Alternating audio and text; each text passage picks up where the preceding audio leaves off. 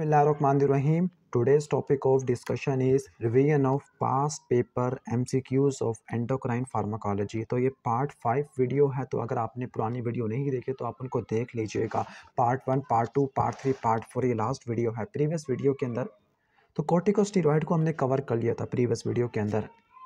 इस वीडियो के अंदर हमने थायराइड फार्माकोलॉजी को कवर करना है। तो सबसे 41 एमसीक्यू से स्टार्ट करते हैं कि जो कन्वर्जन होती है T4 का T3 के अंदर कौन कौन इनहिबिट करता है। प्रोपेनोलोल इनहिबिट करता है जब इसकी कंसंट्रेशन 160 मिलीग्राम पर डेसीलीटर से ज़्यादा हो जाती है। इमिल्ड्रियोन करता होता है। इमिल्ड्रियोन इसके अलावा हाइपर और हाइपर दोनों करवा सकता है। हाइपर किस तरह से करवाता है? आयोडीन इंड्यूस्ड मैकेनिज्म से, जिसको अपोज करने के लिए आप क्या इस्तेमाल करते हो?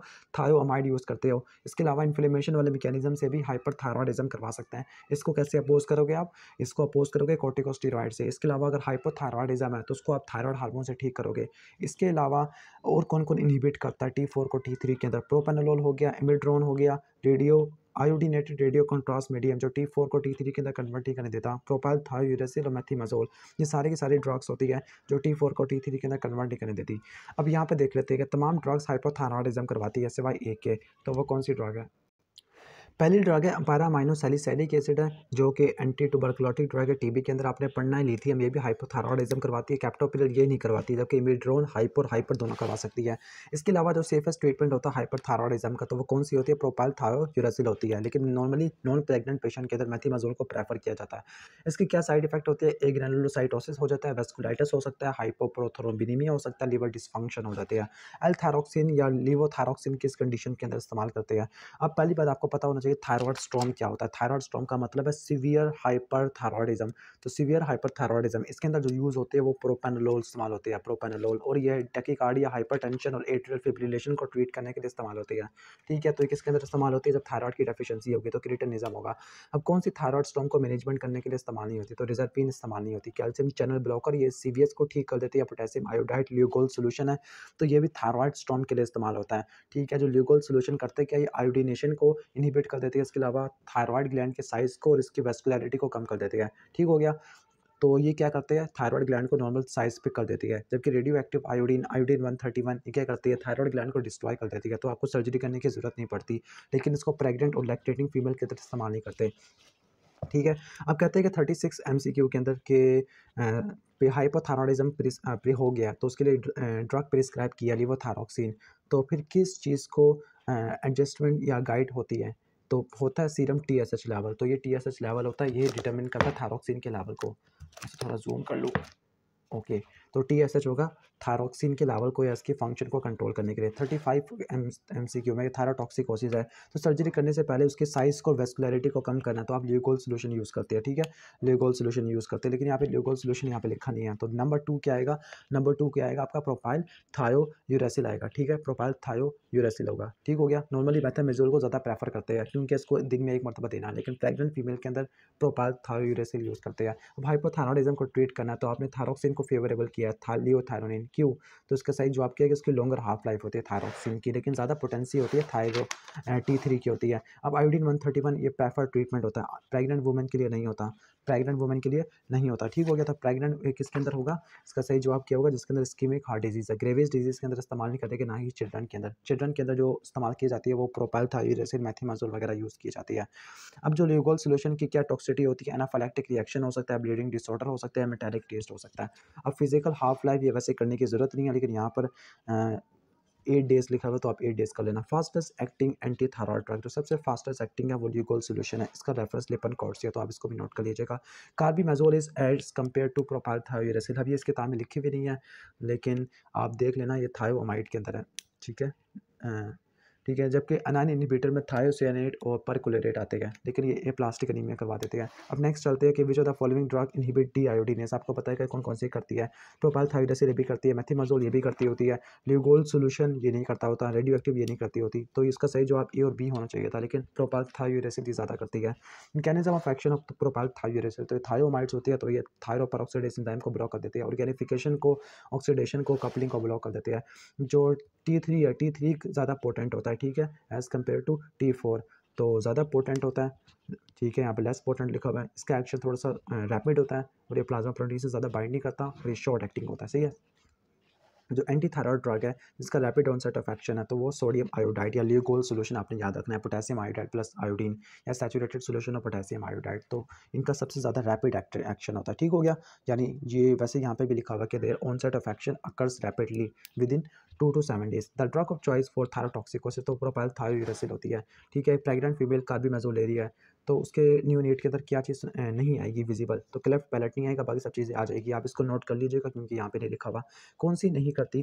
तो कन्वर्जन को तो वैसे मेथिमाजोल किताब में लिखा हुआ है लेकिन ज़्यादा लेस लाइकली मेथिमाजोल ही होता है। Which are the following statement about iodine.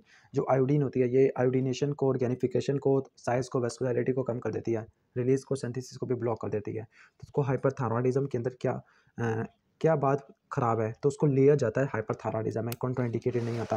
अब क्लिनिकल यूजेस ऑफ लियोप्रोलाइड, अब यहाँ तक तो हमारे खत्म हो जाते हैं थायराइड फार्माकोलॉजी, ठीक है। अब हम चले जाते हैं इसके ऊपर, किसके ऊपर चले जाते हैं हम, हाइपोथैलेमिक और पिट्यूटरी हार्मोन होता है। लियोप्रोलाइट होता है क्या, लियोप्रोलाइट है गोसोडैलिन है, हिस्ट्रेलिन है, नेफ्रेलिन है और ट्रिप्टोरलिन है। ये सारे के सारे क्या होती है, ये गोनाडोट्रोपिन रिलीजिंग हार्मोन एगोनिस्ट होती है। कहती है कि अगर इनको कंटिन्यूस फॉर्म में देते हैं तो ये क्या करते हैं, गोनाडोट्रोपिन की सिक्रेशन को कम कर देते हैं। लेकिन अगर आप इंटरमीडिएट फॉर्म में दोगे, पल्सेटाइल फॉर्म में दोगे, तब इनकी रिलीज को, सिक्रेशन को बढ़ा देते हैं। अब होता क्या है कि रिसेप्टर को डाउन रेगुलेट करना शुरू कर देते हैं, रिसेप्टर को डाउन रेगुलेट करना शुरू कर देते हैं। तो ये किन कंडीशन के अंदर इस्तेमाल होती है, उन फीमेल के अंदर जो ओव्यूलेशन इंडक्शन करिए गोनाडोट्रोपिन के अंदर, या उन फीमेल के अंदर जो गायनोकोलॉजिकल डिसऑर्डर का शिकार है, फॉर एग्जांपल एंडोमेट्रियोसिस है, यूट्राइन लियोमायोमाटा है, मेल के अंदर एडवांस प्रोस्टेट कैंसर है, या प्यूबर्टी, अर्ली प्यूबर्टल ट्रांसजेंडर के अंदर इस्तेमाल किए जाते हैं। इसके अलावा सेंट्रल प्रीकॉशियस प्यूबर्टी इस कंडीशन के अंदर इस्तेमाल करते हैं। जब इनको कंटिन्यूस फॉर्म में देते हैं ना तो ये टिपिकल मेनोपॉज वाले सिम्टम करवा देती है, हॉट फ्लैशेस है, स्वेटिंग है, हेडेक है, ठीक है। लॉन्ग टर्म ट्रीटमेंट इसलिए अवॉइड किया जाता है क्योंकि ये ऑस्टियोपोरोसिस करवा देते हैं, बोन लॉस करवा देते हैं। मेल के अंदर भी हॉट फ्लैशेस, स्वेटिंग, हेडेक हो जाता है, गायनेकोमास्टिया भी करवा सकते हैं हेमाटोक्रेट को कम करके। यानी सारे के सारे गोनेडल हार्मोन को एंटागोनाइज करने वाले फंक्शन बता रहे हैं, ठीक है, एंटागोनाइज करने वाले फंक्शन बता रहे हैं। तो यहाँ पर लियोप्रोलाइड को किन किन कंडीशन के अंदर इस्तेमाल नहीं कर सकते क्योंकि इनको ज़्यादा यूज़ करने की वजह से ऑस्टियोपोरोसिस हो जाता है, तो उनको यूज़ नहीं करते क्योंकि ऑस्टियोपोरोसिस भी मेनोपॉज के बाद हो जाता है। अब इसके बाद true statement regarding the use of bromocriptine. Bromocriptine क्या है, ब्रोमोक्रिप्टिन है, कैबरगोलिन है, परगोलाइड है, ये सारे के सारे क्या एल्डिहाइड एल्कलॉइड है, D2 रिसेप्टर एगोनिस्ट होते हैं। ये कहते हैं क्या है, प्रोलैक्टिन को इनहिबिट कर देते हैं, हाइपर प्रोलैक्टिनीमिया को इनहिबिट कर देते हैं। हाइपर प्रोलैक्टिनीमिया के अंदर इनफर्टिलिटी, गैलेक्टोरिया वगैरह देखने को मिलता है, ठीक है, गैलेक्टोरिया देखने को मिलता होता है। ओके, तो इसका सही जवाब क्या होगा कि ये metoclopramide potentiate the action of bromocriptine, ठीक है, पोटेंशिएट करती है। D2 है वो भी डीप वेनस थ्रोम्बोसिस वगैरह, ये बात यहाँ पे लिखी हुई नहीं है, ठीक है, ये भी नहीं लिखी हुई, तो आप इसको नोट कर लीजिएगा बाकी सारे ऑप्शंस को। Which of the following is given as interval as pulsatile therapy. तो पल्सेटाइल थेरेपी आप GnRH के देते हो तब ये एगोनिस्ट के फॉर्म में होते हैं, कंटिन्यूस फॉर्म में दोगे तो ये एंटागोनिस्ट बन जाएगा, ठीक है।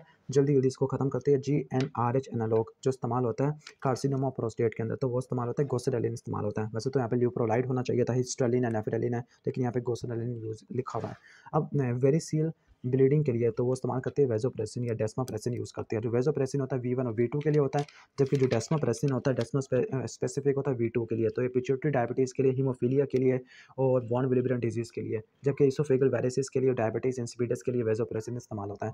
इसके बाद ब्रोमोक्रिप्टिन तमाम कंडीशन के अंदर इस्तेमाल होता है सिवाय एक के, तो वो डिप्रेशन के लिए नहीं होता, ठीक है, एंटी डिप्रेसेंट नहीं है बल्कि एंटी साइकोटिक है। लॉन्ग एक्टिंग डेप्रोमिन एगोनिस्ट कौन सी होती है, तो कैबरगोलिन सबसे ज़्यादा लॉन्गेस्ट एक्टिंग है, ठीक है, Cl से आपने याद रखना है। इसके बाद बड़ा सा MCQ लिखा हुआ है, तो इसका सही जवाब क्या होगा कि हाइपर नेट्रीमिया है, डायबिटीज़ इंसिपिडस है, तो आप डेस्मोप्रेसिन यूज़ करते हैं। क्या यूज़ करते हैं, डेस्मोप्रेसिन यूज़ करते हैं। ओके, अब सर्जिकल ट्रीटमेंट है, ग्रोथ हार्मोन का कोई ट्यूमर है, एक्रोमेगैली है, तो कौन सी ड्रग यूज़ करते हैं, तो ऑक्ट्रियोटाइड यूज़ करेंगे, बाकी सारी तो कोई काम नहीं करती ग्रोथ हार्मोन के ऊपर। अब यहाँ पर क्या हाइपर प्रोलैक्टिनीमिया होगी तो कौन सी ड्रग यूज़ करेंगे, ब्रोमोक्रिप्टिन यूज़ करेंगे, ठीक है। Which of the following drug doesn't cause hyperprolactinemia, तो कौन सी नहीं करवाती, तो कौन सी है, ब्रोमोक्रिप्टिन, या पोस्ट कर देती है, इसके एक्शन को ब्लॉक कर देती है।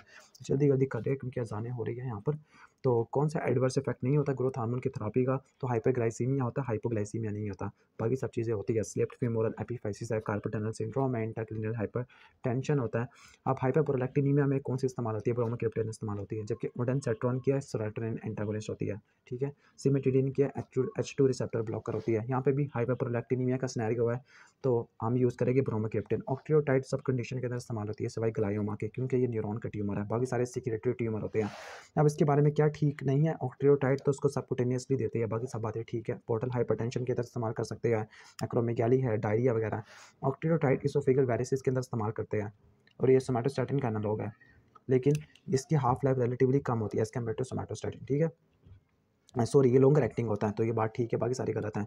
अब वो एक्रोमेगाली के अंदर सारे के सारे यूज़ होते हैं सिवाय एक के, तो नेफ्रेलिन यूज़ नहीं होता। नेफ्रेलिन, गोसिरालिन, ये सारे के सारे क्या ल्यूप्रोलाइड वाली फैमिली से बिलोंग करते हैं, GnRH एनालॉग होते हैं। मैकेनिज्म ऑफ एक्शन और ब्रोमोक्रिप्टिन T2 रिसेप्टर एगोनिस्ट होता है। डिफरेंस क्या होता है? गैनिलैलिक्स को क्या देना चाहिए? गैनिलैलिक्स क्या करती है? Immediately reduces the gonadotropin secretion. दोनों के दोनों पल्सेटाइल फॉर्म में दोगे, ओरली देते हो, दोनों के दोनों इनिशियली स्टिमुलेट करवाती है, लेकिन जो गैनिलैलिक्स हैं ये फ़ौरन ही फ़ौरन गोनाडोट्रोपिन की सिक्रेशन को कम कर देती है। तो जल्दी जल्दी हमने इसको कवर कर लिया है क्योंकि अज़ानें हो रही थी, लेकिन अगर आपने वीडियो देख ली है तो आपको सारे के सारे MCQ कवर हो जाएंगे एंडोफार्माकोलॉजी की। और अगर आपको वीडियो अच्छी लगी हो तो उसको लाइक करना और चैनल पर नए हो तो सब्सक्राइब करना। Thanks for watching this video. अल्लाह हाफिज़।